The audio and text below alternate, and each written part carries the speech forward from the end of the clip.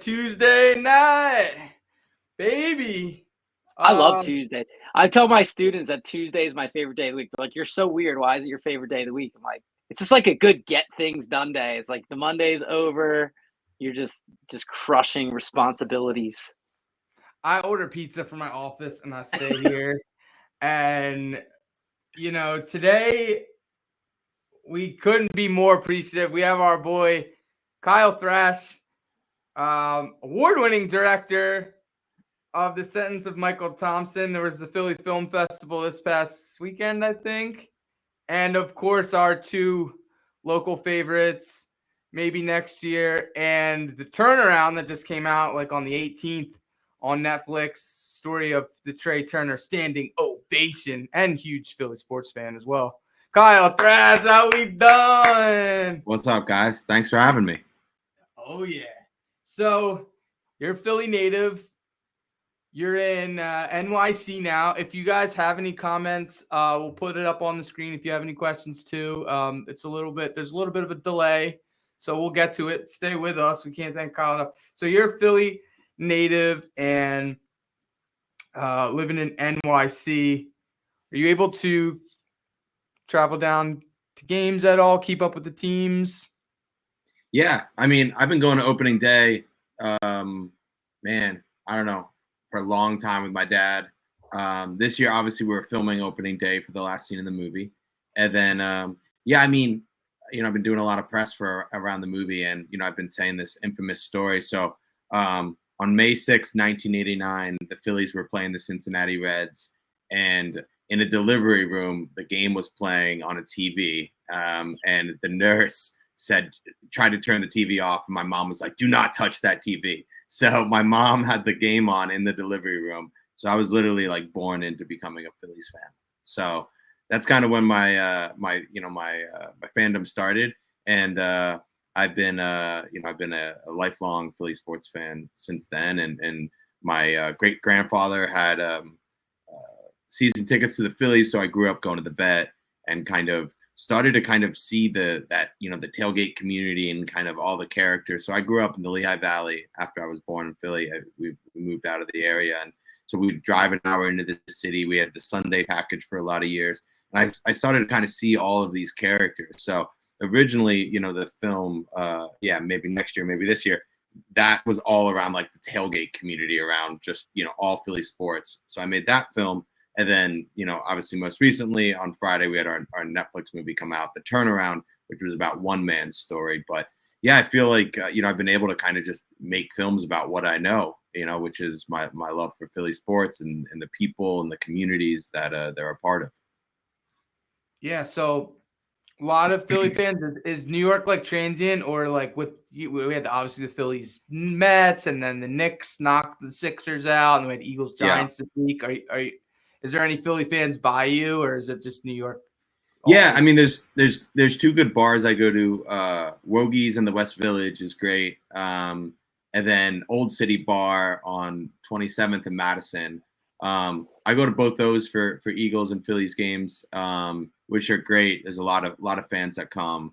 But yeah, man, it's been brutal. I mean, the Knicks rivalry's been particularly tough, like because so much of it are Villanova guys, So that was like when they weren't playing that well, I was happy for them, it's good to see these guys doing well. And then these playoffs, man, were brutal. I mean, the way that like it all went down, those games were that series was so tough. Obviously, Embiid getting hurt, him being called dirty. Like I was fighting for my life. Like even some of the bars I've been going to in New York was like taken over by Knicks fans. So that was particularly brutal. And then I went to game 3 of the Phillies NLDS up in Queens, and it was brutal. It was brutal. It was like at no point in that game did I feel good. So that was just, it's never fun to go all the way there and you get there and you have to fight through, the subways and everything. You finally get to your seats and you're just like, please, let's have a good game. And it was just like, dude, we were never in that game. It was brutal. So it's been kind of tough lately. Obviously, we had the Birds dominating win this week. So, but that was expected. I felt like, well, so was the Mets. Like that was tough because I felt like we were supposed to win that series. Obviously, that team got super hot in the back half of the year. but I just felt so good about our pitching. I could not believe the bullpen collapsed the way it did. I would have bet my life that wouldn't happen. And the same with the bats going cold. Like, you imagine maybe one or two guys, but like, for so many of the players just to go that cold. And in the chase rate was brutal. So yeah, man, it made it particularly tough, these couple months for sure. Yeah, New York was great. I drove up and I went to school. Vic went to Rutgers and I went to school in Monmouth. So Okay. I met up with some friends, kind of like a last minute thing. Yeah. And I had a good time there. And then the Mets, it was like, oh my God, the Mets was like, if the Phillies would just stand there and do nothing, they would have walked in 10 runs a game. Like that's what the Dodgers did. Like, yeah, the chase rate was just. I think we drew up the plan for the Dodgers to win, right? Like you saw, like how much like they just, were walking and just, how to hit these guys. I mean, you saw it on Sunday night. They got that pitcher out in like 2 innings or something. It's like we were making all of their pitchers look like Cy Young guys. It was nuts. You're a diehard baseball guy, man. It's like paining me to watch any of these games. I have a quick question. So I'm not asking you to rank Philly sports teams because that's like picking your favorite baby. But I know there are like Philly sports fans and then like Eagles Philly sports fans. Yeah. And I know you made a movie about the Eagles. You made a movie about the Phillies. Is it even Steven? Are you, because like my father-in-law is a hardcore Phillies fan, but if the Phillies are playing a regular season game, if the Eagles are playing a playoff game, he watches the Phillies. He's like a Phillies diehard. Right. Okay. So here's my answer. This is a great question. So I think of it like chess and checkers, right? So I think baseball is chess, not to disavow like, football. Football is a beautiful sport. There's so much to it. But if you are able to commit yourself to 162 games, I watched almost every game this year. You think about the hours. You're talking about years of football, right? There's no question. So when you think about all the moves that they made throughout the year, from just batting order, picking up arms, making adjustments to pitchers, getting injuries, getting healthy. Like it's such a long season. There's so many games. So like you think about it, like you put in 3 hours a night for 162 games. By the time the playoff come, that's like years of watching Eagles football. Hold on, I'm doing math right now. Yeah, please do. You like the format times 3. Do you that's like 486 hours divided by 24? Yeah, it's 20 days. Yeah. So I watched 20 days. Yeah, then do the same. Do the same for the Eagles, right? So what? Like 3 hours, 4-hour games times 3 hours, 3 maybe 3.5. Yeah. Yeah. 3 times 18. Yeah, right. 54 hours. Right. And divide that into what? So that's a little more than 2 days. So it's the amount of time we tailgate, though, could make that number go fair, a lot higher. Fair. But you're talking, I think, by that, it's like a little more than 2 days. So you're talking about 10 times. That's 10 seasons. Baseball season is 10 seasons of football. So if you're watching all of that, your commitment to it is just on another level. So my answer is when I'm able to watch the Phillies and they're playing well, they're my favorite team in Philly. If I'm busy and I have a lot going on and they're not dominating the regular season, it's definitely the Eagles. When the Eagles are playing well, the games are 100% more fun. But when it comes to the playoffs, like the strategy, all of it feels like chess to me. It's so, bringing in the arms, all of it. So, it does feel like picking kids, but I would say the Phillies have an edge when they're playing well in the regular season, which for the first half, I really thought that this was the year, that it was brutal to watch. Obviously people have equated it to the Eagles last year, 10-1. It's just like, statistically our best start really ever for a Phillies team. So to see that collapse the way that they did in the playoffs was particularly crushing for me, especially if you can't tell, we released the movie on Friday, right? We were hoping we'd be in the NLCS. Game 5 would have happened on Friday. It would have been the perfect kind of appetizer for us going further. So it was tough. Yeah. Yeah, it was I think everybody kind of thought to winning the division, getting the bye, like really if they could have just snuck out of the first round like that. I'm not a big believer. We talked about it a little bit prior, but I'm not a big believer in like the layoff and things like that. I think the pitching was good. I think they just may have disrupted the bullpen a little bit. And then the bats we're kind of doing similar to what they did against the Diamondbacks last year. Like we talked about, the chase rate was just brutal. But I'm still optimistic with it. Dave Dombrowski is just a championship winner, and we again we were going through it and we're like, hey, there's just certain cities and stuff that would kill just to make the playoffs. Or like if the Flyers, we talked about it last week, like if the Flyers just made the postseason and showed growth and stuff like that, we would be pumped. Totally. So like there was like that Andy Reid 2000s kind of stretch where it was like, hey, let's just get into the tournament and then anything can happen. We saw the Phillies go on like a crazy World Series run, and the Mets almost did it too. They had that like Cinderella kind of thing. So I think they'll be back. So I'm excited. So did you know John, the Philly captain? Did you or any of the people from the maybe next year, any of the people, or John is the turnaround's just about one person, the Philly captain, and the Eagles document had a lot of different super fans and stuff. But how did you get connected with John, Netflix, any of the people connected there? How did that all come about? Yeah. So I'd seen John's videos. They'd popped up in my feed. I think just the Philly sports algorithm, you'd see him on your feed here and there. Obviously, I saw him yelling at Alex Rodriguez video. I saw the video of him, screaming at Ben Simmons as he tried to get on the bus. So I think both those clips, went viral, and I'd seen those over the years. And then on August 3rd, I saw the standing ovation video that he made when it came out. So my brother's birthday's on the 4th. He was going to the game that night, and I said, hey, there's a standing ovation happening for Trey. And he knew about it, and he called me after the game and said, how incredible it was. So at that point, I knew about the ovation, followed the rest of the season, and the co-director on the project, Ben Proudfoot, he's Canadian, knows nothing about baseball, and like heard about John's story, connected with John, felt like he'd make for a great character in a film. John is, John's vulnerable. He's got a big heart. He's loud. He's got a great Philly accent. He's a great, ambassador of the city. He loves and knows so much about the city. He was born in Kensington, lives in Bridesburg.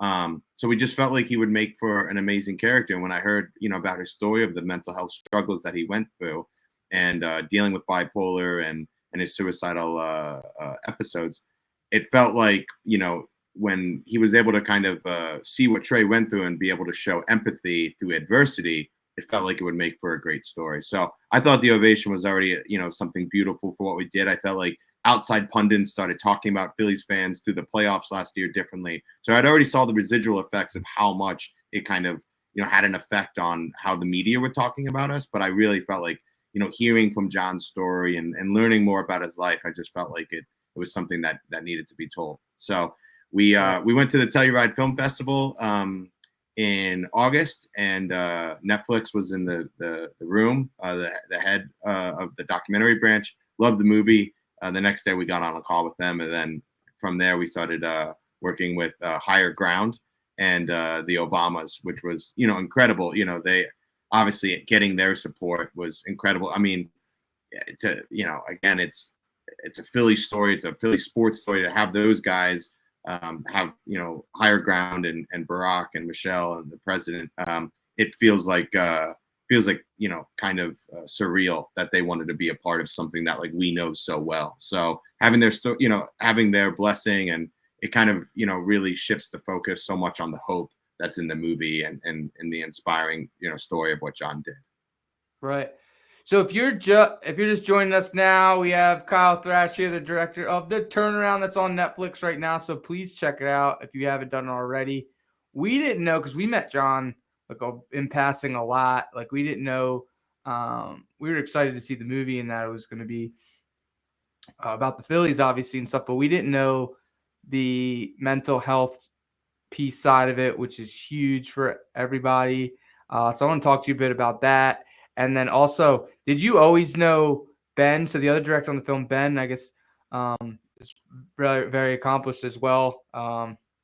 Academy Award winner. And then the Obamas, all about that. So you're doing the film regardless of whether Netflix was in on it or not. And then you got in the room with the head there. And then Did you always know Ben? How did the Obamas get involved? Any other parties? Yeah. So I met Ben 2 years ago. My last film. He was on the jury for a film festival. I brought the film to Palm Springs. He loved it. I won the award. He gave it to me and said, "Hey, we should connect on something." At that point, he had already had one Oscar. He won the Oscar last year for The Last Repair Shop, which is a great film. I suggest you guys check it out if you like this. And The Queen of Basketball. Also, you guys should check out. Both are free on YouTube. Amazing filmmaker. He's 33 years old, 2 Oscars already. It's kind of incredible. He just has a great eye for stories. So I felt like when he reached out to me, we felt like it was a great story, and we had become fast friends and felt like it was a good opportunity to work on something together. And then, he has another project going right now with Higher Ground. So that's kind of how the connection came with the Obamas. Awesome. That's great. Yeah. So, prior to this, you've done a lot, not just films too, music videos, stuff. Like I was telling you before, I worked for iHeartRadio. Some of the artists and stuff you did, music videos, are like, it's like playing in our building right now. Yeah. Louis Capaldi. Yeah. Mm-hmm. Yeah. Is there, can you share some of your favorites before people knew about our Philly favorites? Is there some call outs, projects that you, Sure. Yeah. I mean, my, on the early days, I went to college with the drummer of, Modern Baseball. So, they're a Philly band. They got, really popular in 2014. So I basically cut my teeth making videos with them. I made 5 music videos for them, went on tour with them, got to see, different parts of the US with them. So that was, coming right out of college, it was amazing for their success. So I'm really proud of the work that I got to do with them. And they're such a great ambassadors of Philly. And then the Menzingers, same thing, they're huge in Philly, the Wonder Years. Like I got to work with, some great, punk bands from Philly that not only am I fans of, but are great people and great ambassadors of Philadelphia. And then I'd say on the larger scale, getting to work with someone like Louis Capaldi, that was having a huge moment when I got to work with them, was awesome. Modest Mouse is a big, is a band that I love. The Lumineers are incredible. Wes, the lead singer, I think he's a Yankees fan, but like loves my passion for sports, and we chop it up. He's a Giants fan, so we chop it up about the game. So it's great to like not only work on these projects, but then to have relationships with these bands. Anytime the Lumineers are in town, I go and see them and get to see Wes and the guys. So it's been a great trajectory going from like the music world now more into the documentary world. So it's been great.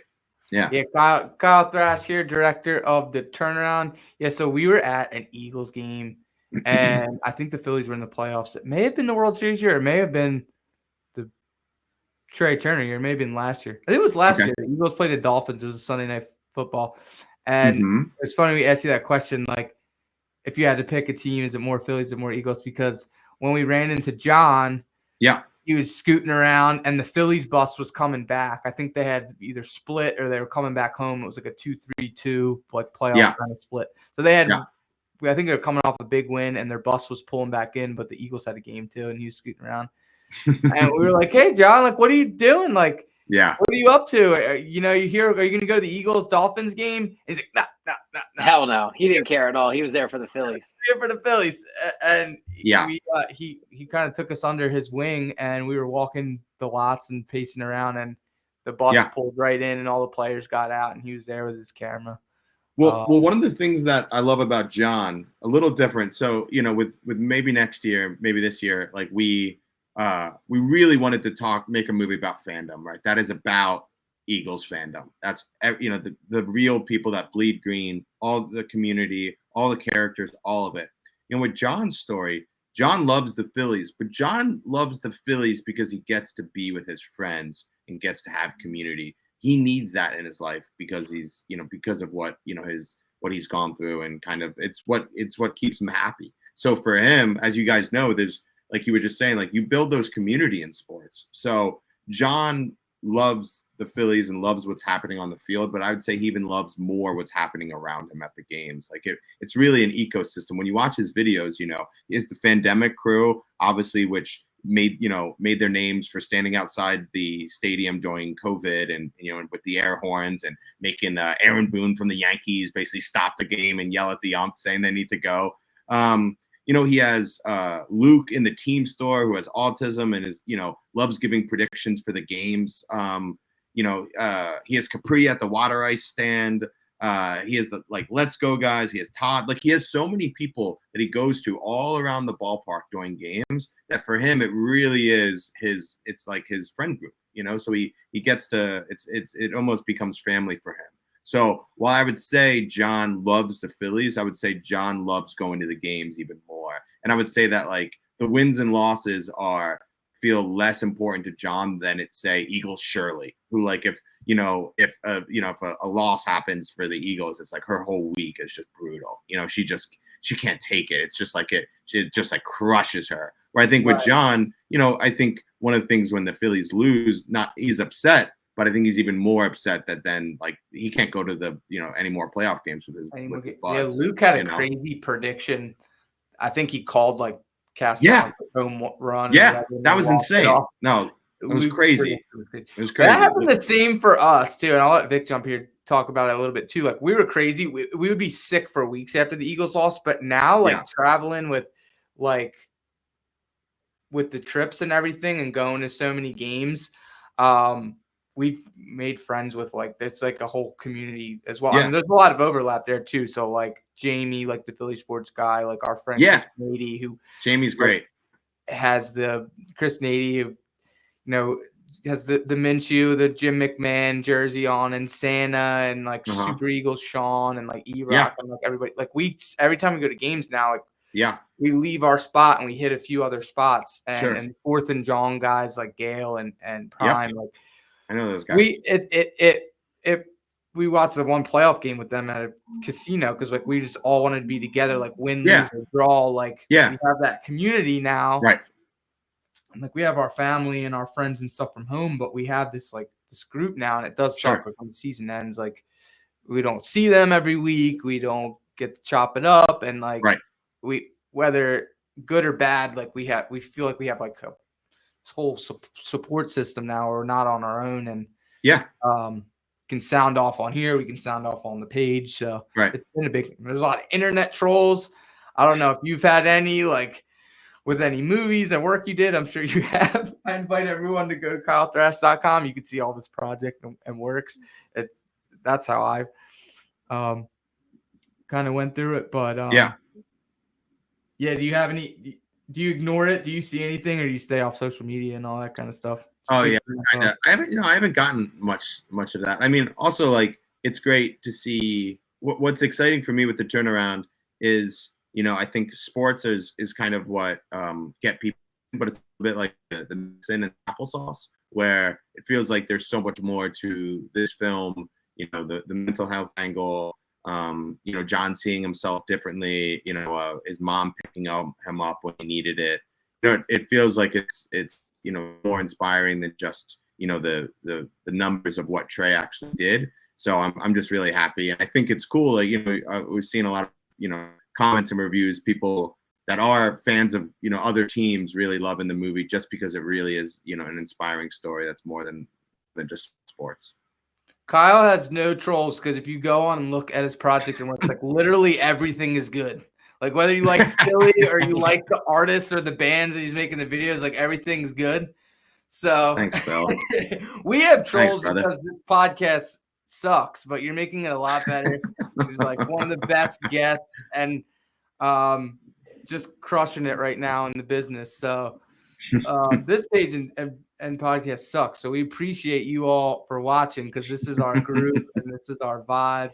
We're only happy to be here. Speak for yourself. I feel like this is the best Philly sports podcast. I get it. That's one of the big things on the Pat McAfee show. Is on their intro. He's this show sucks, and we appreciate you all for watching.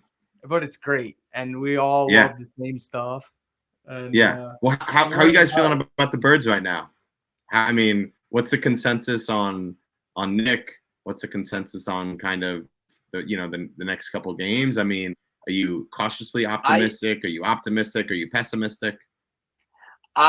I said this last week, and I still feel the same. Although the Giants game got a little bit of the bad taste out of my mouth, is I'm Yeah, taking this team 1 week at a time. I'm not sure. getting ahead of myself, which is Yeah, very, very hard to do. So right now, I'm cautiously optimistic. I guess I would say. I feel yeah, like the team has tons of talent. yep, They're still sort of figuring out how to gel. I think that like 2 new coordinators takes time, especially with yep, basically no real actual preseason. right. And you have the best running back in the league on your team, Yeah, in my sure. opinion. So as long as they use him, and as long as the quarterback stays healthy, I'm happy to see he didn't turn the ball over 2 weeks in a row. Yeah, I would say I'm cautiously optimistic. They could beat the It seemed like Bengals. the vibe was better. I think they They'll had be a lot of good. injuries. The sideline was really strong. And just like some of the clips and the mic'd up stuff from this Giants game and even the Browns game too. They seem yeah, pretty good. Like I think yeah, Saquon got taken off the field and then they threw a touchdown to AJ Brown and he like ran yeah. on the field and they were I like saw that today. Yeah, Yeah. so How about the clip where Saquon could get the extra 14 yards or whatever it was that went viral? I totally. really thought that showed Nick Sirianni in a great light, guy that's Mm, getting crushed. yeah, How his yeah, player was just so receptive to talking to him. It felt the conversation seemed so natural. And I right. actually showed that clip to my students today. I do like Cool. word of the day, and my word of the day Yeah, was selfless.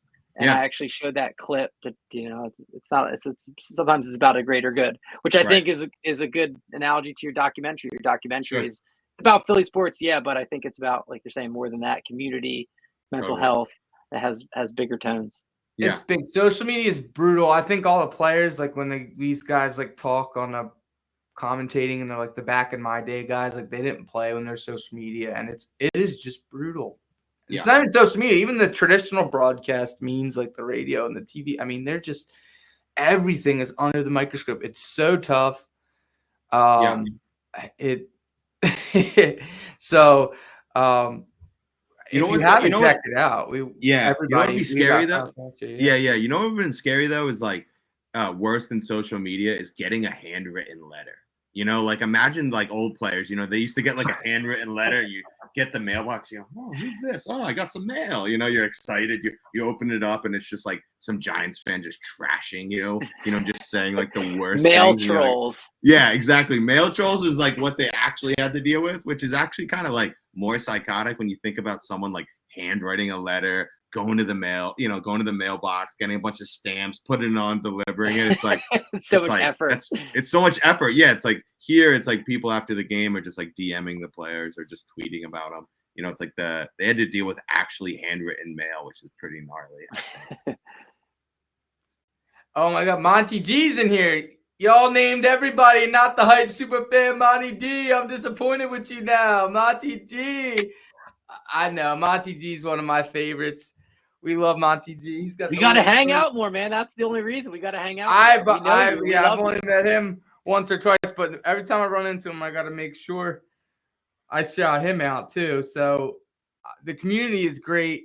If you haven't watched the turnaround, not only is it great if you're a Phillies fan, just mental health, what you're going through. We're on here on social media, players getting crushed.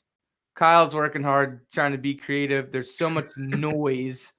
There's so much noise out there to block out the noise and like be productive today is like really tough. So the film was just outstanding. We watch it with our families. If you haven't watched Turnaround, check it out. If you haven't watched, maybe next year, you really got to check it out too.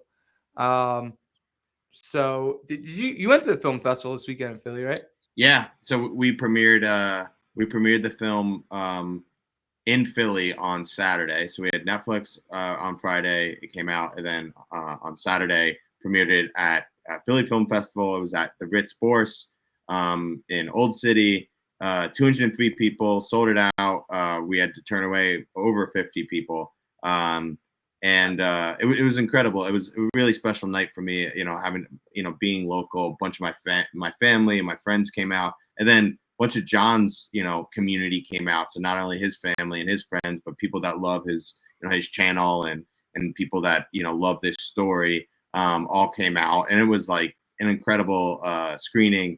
We got a standing ovation at the end, which was, felt appropriate and very, exciting and surprising. But, it was cool, to kind of, to have John get given that. And it was, it was amazing. It was just the Q&A was filled with, great characters. It just felt very Philly. It was guys from Q102 and just all of it. Again, I don't live in the city anymore. And so to kind of come back and have a room filled with so much love and energy and get that big standing ovation at the end, it was a pretty special night.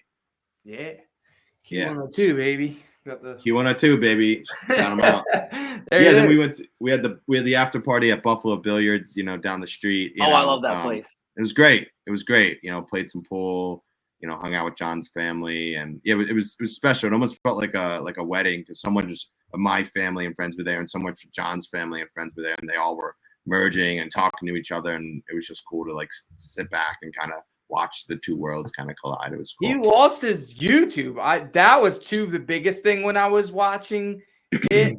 I was like, I had no idea, and I don't want to ruin it because I want people to go on Netflix and watch The Turnaround right now if you haven't watched already. But I didn't realize some of the stuff he went through and some of the mental health things. And I'm like, at first, just by looking at social media, here's a nice picture too, by the way.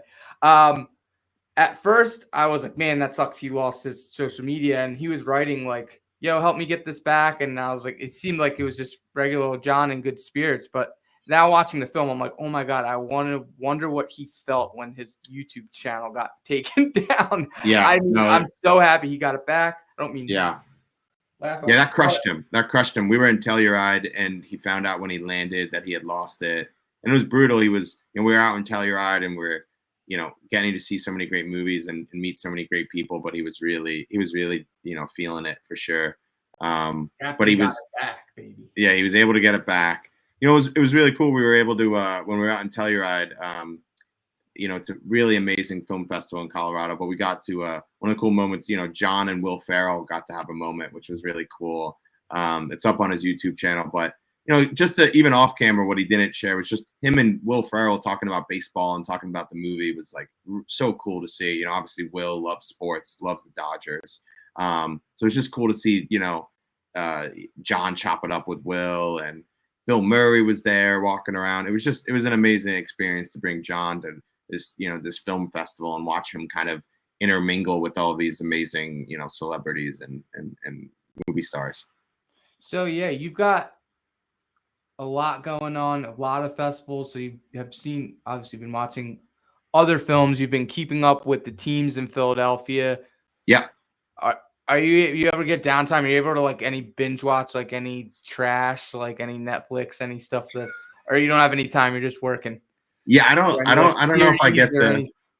Yeah, I don't get to watch as much stuff as I'd like. Trying to think. The last thing I liked. Well. Yeah, I see a lot of movies in theaters. Yeah. What did I see in theaters recently that I liked? I'm trying to think. When we were out in Telluride, I saw Jesse Eisenberg's directed movie that's coming out, A Real Pain, with Kieran Culkin, which was really cool. I love both those cousins. Guys. Yeah, you should check it out. It's like definitely a mental health angle, and it's a road trip type movie of them going overseas and going through to find their grandma's house. So it's very, very cool. You should definitely check it out if you like those guys.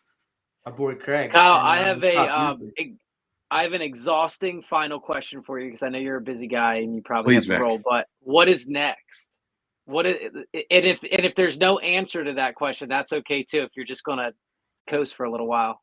Yeah. Well, actually, on a smaller level, not a doc. I'll tell you about the doc in a second. But on a smaller level, I'm actually working with the Eagles right now on their new commercial with their PSA. So they obviously give a lot of money to charities around the city to help with gun violence. And we're shooting 3 days in early November with all the charities that they give money to. And then we're interspersing it with a lot of the footage from the Eagles. So back working with the Eagles, which feels great. And I'll be around Philly in the first week of November.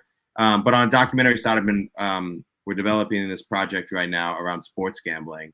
And we've there's a landmark case happening right now in Boston that we're following, and then them trying to legalize in Texas. I can't say too much, but it's going to involve sports gambling, and we found some pretty interesting things.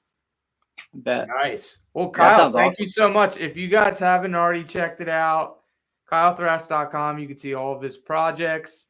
Watch the Turnaround on Netflix. It's out now. Came out on the 18th. It's starring John McCann, the Philly captain. The story of the Trey Turner standing ovation.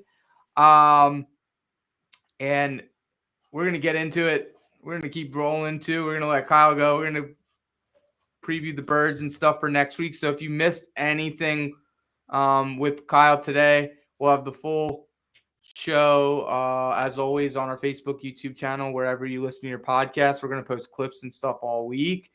Really appreciate you, Kyle. Anybody you want to shout out, or any last words before you head out? Sure. Yeah, I would say, please check out the documentary on Netflix right now. It's obviously a story that I think, even people outside of Philly sports would really connect with. I think it's a movie that I think people need right now. It shows the hope and shows what people can do when they're rallied around, a collective good. So obviously with, the next couple of weeks, with all the kind of noise going around with politics, it's nice to have a movie that's really just, about believing in something bigger than yourself and trying to help someone out. As John says in the movie, it's nice to be nice sometimes. So please, if you like the movie, share it with someone. And I appreciate you guys having me on, Phil, Vic, I appreciate it. And go Birds. Yeah, we'll be in touch, and we'll email you when you're coming to games. Hit us up. We'll be there. Love that. Would love that. Cool. Yeah, thanks so Kyle. much, guys. All right. Nice to meet you, man. Nice to meet you too. Awesome. We had Kyle in the house. The turnaround was great. And maybe next year, which we also love.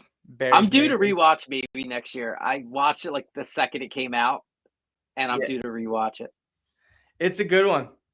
And hopefully I'm going to shoot this over to John and get him on. To be honest, I was like trying to get some guests and stuff to switch it up a little bit. And then the movie dropped, and I was same thing with what Kyle saying. I was hoping that the Phillies would still be in the But it's so Philly, though. Like, it really encompasses Philly that the turnaround it falls short. It's almost like how it always is. Like, it's kind of part of the story. Like, you would hope for a Cinderella ending, like in reality, but there is no Cinderella ending. I think Nick Foles was our Cinderella ending, and I think everything else is going to be pain and suffering. So we're back to pain and suffering. We're with out like here. minor successes, like the turnaround, and then bang. Yeah, and he was 16 home runs in 2 months right after that, and then like obviously like one of the highest goes ice cold chase rates in baseball this past postseason. So time for standing up. So Eagles Giants, and then we'll get into Eagles Bengals a little bit before we head out. Did you best miss performance the of the game? year, most complete game? Eagles defense has allowed a touchdown in 2 weeks. The defense is firing, playing as good as they could possibly play. Huff got a sack. Saquon Barkley, selfless. He was unbelievable. He got angry run of the week on NFL Network today, which I don't know if we've got that clip up, but Traeger was going berserk in the studio. It was one of the greatest things I ever saw. I got to get that clip up. If you guys didn't see that today on Good Morning Football. And we have a heck of a running back. The Run the Ball hat for sale on our site, philthyandphilly.com. And I'm feeling good. I'm cautiously optimistic. Yeah, so they had 8 sacks, 13 in the last 2 weeks. Sacking the quarterback and running the ball. That's what we like. It's the most in a 2-game span since 1991. They sacked Troy Aikman 11 times in a 24-0 win in 1991. I like that. Which is crazy. That's a Rube fact. And then they obviously only threw the ball 15 times, but he didn't play a whole quarter. I mean, they pulled him so early. And it was 119 yards on the Giants' 55 plays. So it was like 2 yards a play, not even, wow. I think. So they But the don't. Giants are cooked. So let's not get ahead of ourselves. The Giants are a cooked franchise. They're broken. Their quarterback is broken. Their GM is broken. So I'm not gonna sit here and dance on their grave. But we have work to do. We have work to do, but we'll take a character building win like what we saw Sunday. So very happy. Didn't think they would cover. I thought it was going to be a lot closer. I was totally wrong in my prediction. If you minus the sacks, they don't do this because you pass. It's either incomplete or it's positive yards. But if you minus like the sack yards on Daniel Jones passing, it's like a net passing offense of like less than a yard a play. Oh my gosh. Net passing as we, I guess that's what the stat is. It's minus any negative plays. Awesome interview, Money Mike. Thanks. Yeah, the game was awesome. So MetLife is brutal getting to MetLife. Yeah, I was watching your live, like you were trying to navigate tunnel. It's so bad. If you park in the lots, you get crazy traffic and you can't get out. One of the moves that people do is you park at this bar called Reds. Is that what you did? You took a shuttle? So Reds is right there. So when you're getting off the exit to MetLife, there's like the American Dream Mall, and then you pass the stadium like maybe 30 seconds. And it's actually not East Rutherford anymore. It's Carlstadt, New Jersey. Like literally 15 seconds past MetLife. Carlstadt, New Jersey, Reds.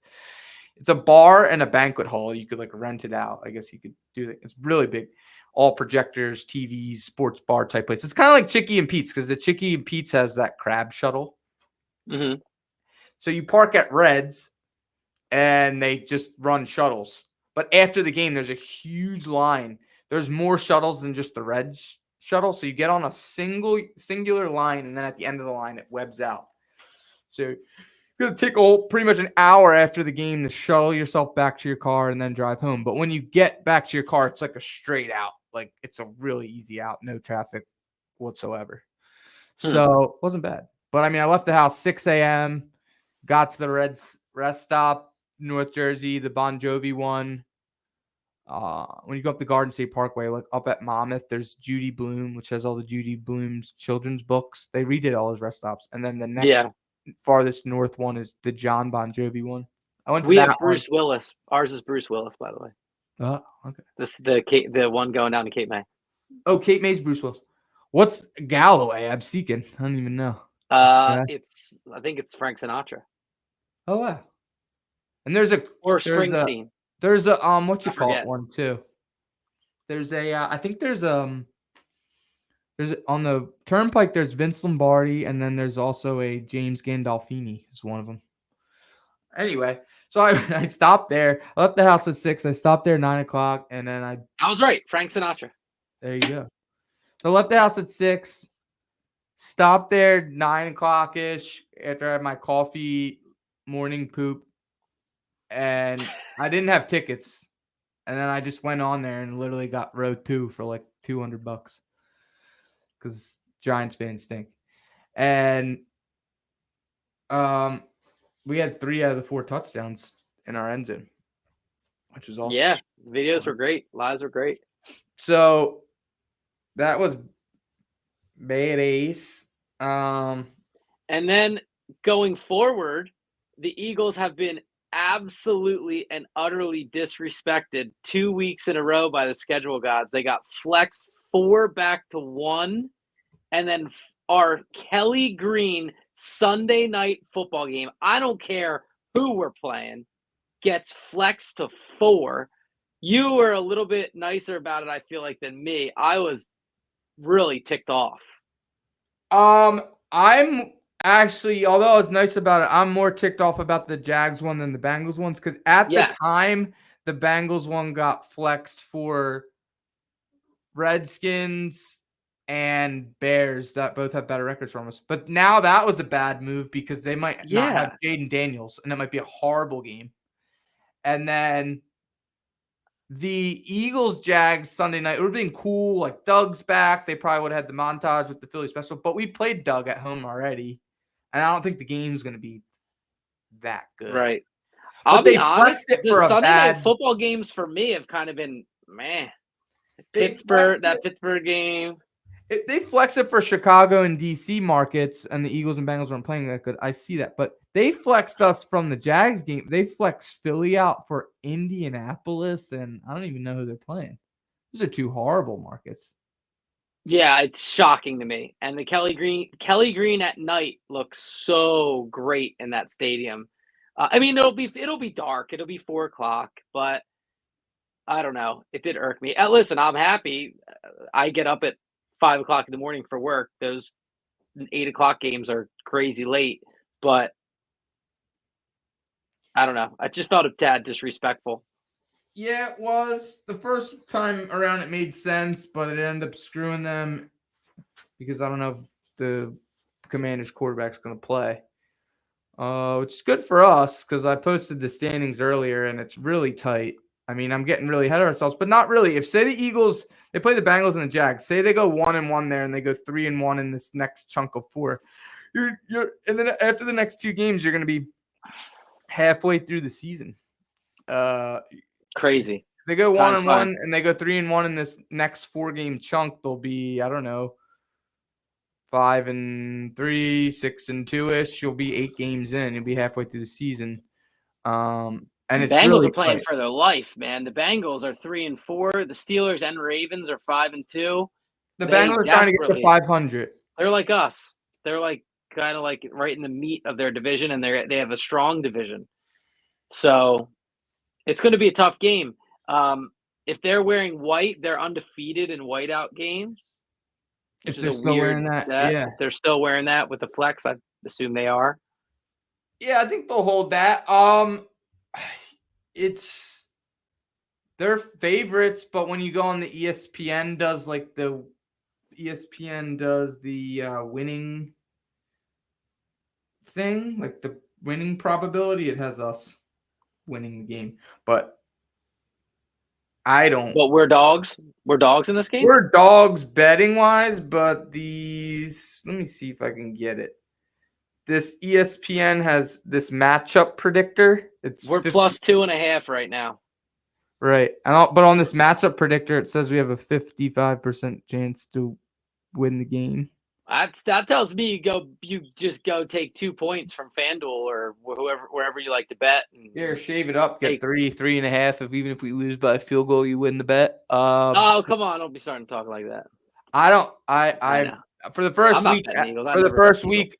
For the first week ever, I'm picking against the Eagles. I think the Bengals win. I think we go 1-1, and that's not a bad 4-game stretch. You go 3-1 in this stretch. I think we'll beat the Jags. I think we'll lose to the Bengals in Cincy. I think they just got to get to 500. I think, although the defense has been playing amazing, I think the Bengals offense has been playing really, really well. Although the record stinks, I think they'll remove the ball. I think they'll carve us up. I do. We can still win in a shootout, but again, Phil and I are fans. We are not analysts. I can't really tell you I know a ton about the Bengals team, but I can tell you I know a lot about the Eagles, and I'm seeing the Eagles upwardly trend. I feel like the Steelers and the Ravens sort of have that division under control, and that the Bengals are a little bit more lowly in that division.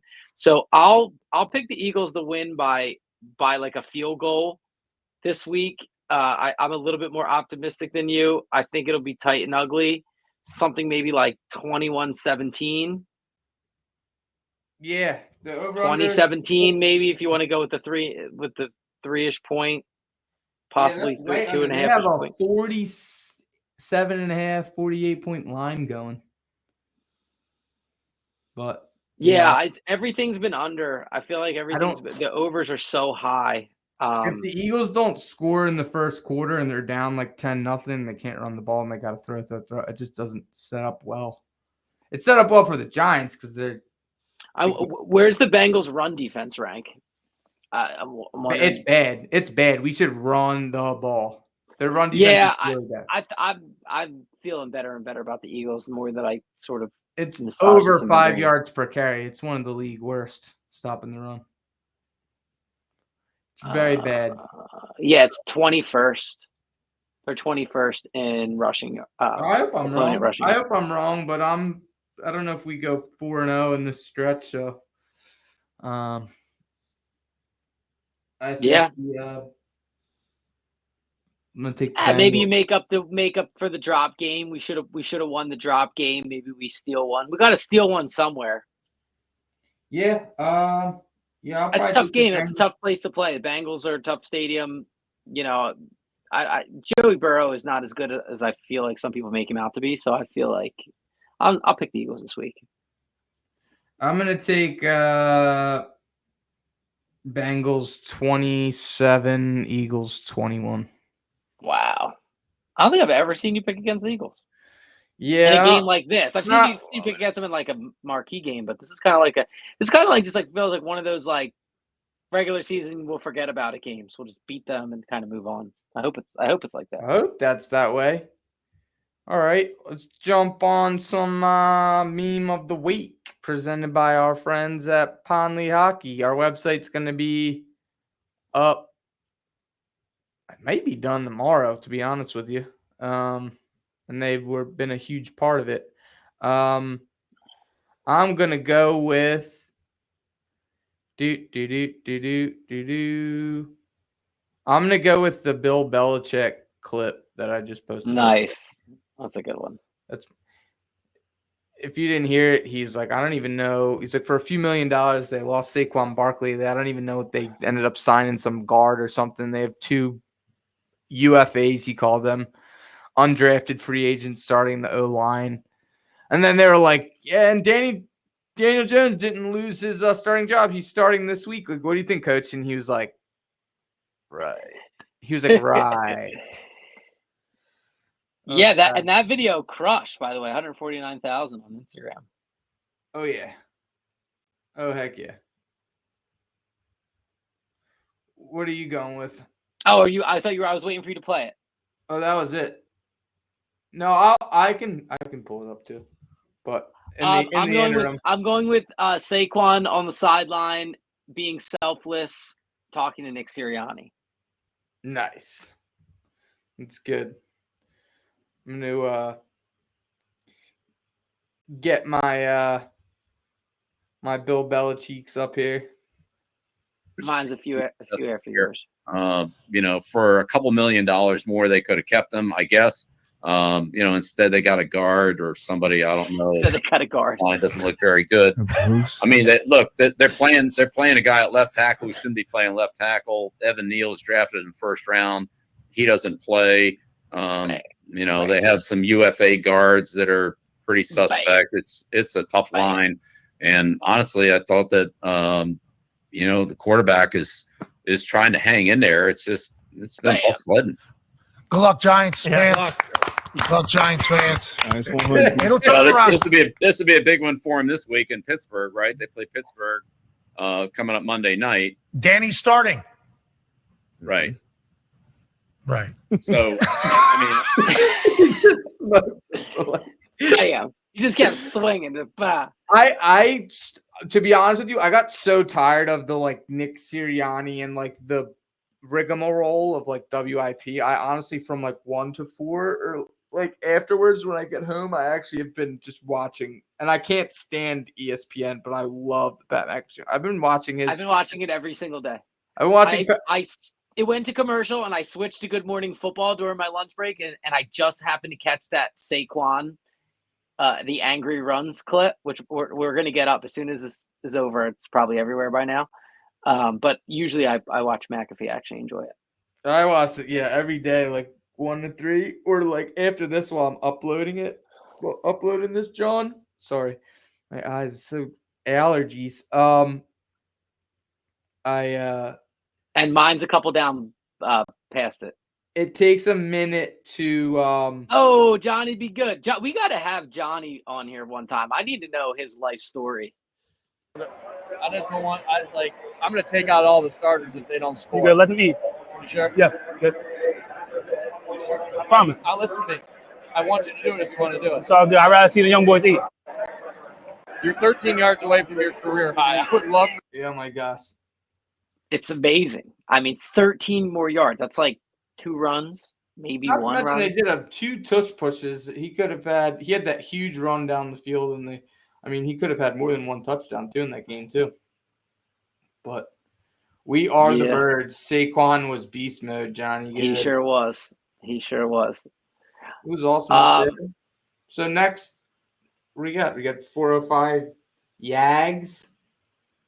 Got Eagles. Yep. Halloween Oh, by the way, party this Phil weekend. and I have something unbelievably hilarious planned for the Jags tailgate that we can't talk about. But Phil, the win this weekend is necessary for what we're planning for the Jags game. I almost feel like we might have to cancel it if we don't keep this streak alive. Maybe you at home can try to figure out what I'm talking about.